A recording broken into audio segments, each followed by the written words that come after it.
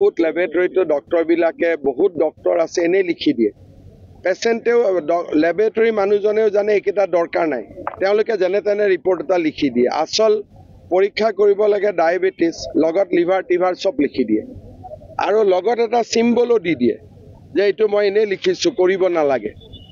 গতিকে এনেকুৱা ঘটনাও আমাৰ অসমত আছে। মেডিকেল যিটো ফিল্ড, এই ফিল্ডত গণ্ডগোল বহুত আছে। কিছুমানে নন ৰিকগনাইজ মেডিকেল কলেজৰ পৰাও পাছ কৰি MBBSৰ কাম কৰি আছে।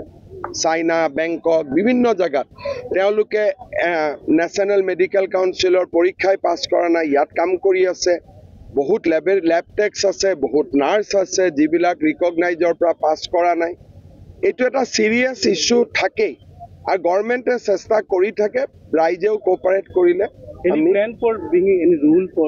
Rule is there. There is rule. But there are so many people are involved in this sector. Today in Assam, more than 2 lakhs people are involved in health sector. So 2 lakh মানুহক এটা কৈ পৰীক্ষা কৰা, it is a tough job.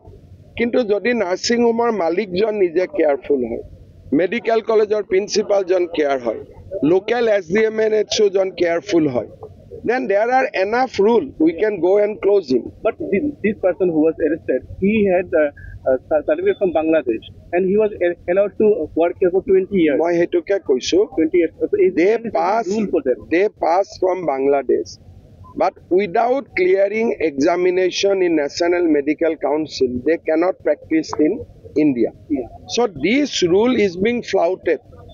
আৰু যেতিয়া আমি nursing হোমক ধৰো, তেওঁলোকে ডাক্তৰ মালিকে কৈ দিয়ে যে এওঁ ডাক্তৰ হিচাপে কাম কৰি থকা নাই, he is just helping us. তেনেকেও they also try to exploit the loop holes, but we are aware. আৰু আমি এইবিলাক কাম কৰি থকাৰ কাৰণে আজি 14জন ভুৱা ডক্তৰ আমি ধৰিব পাৰিছোঁ। And we are serious on this issue. আপোনালোকেও হেল্প কৰিব, আমিও কাম কৰি গৈ থাকিম। राजनीतिक माहौल में एक बात आज चर्चे में है कि आज आपका जो बराक सफर है, आपने रामकृष्ण नगर से इलेक्शन का बिगुल फूंक दिया। नहीं, इलेक्शन का तो बिल्कुल फूका हुआ है। जो दिन अमित शाह जी गुवाहाटी में आए थे, वही दिन से हम लोग का चुनाव का काम शुरू हो गया था।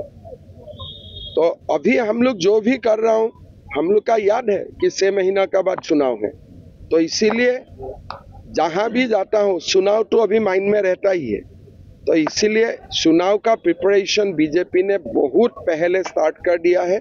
काल परसों हमारा manifesto committee, election management committee, वो सब भी निकल जाएगा। हम लोग even the first round of survey of candidate is also over. So we have already gone far ahead in preparing election.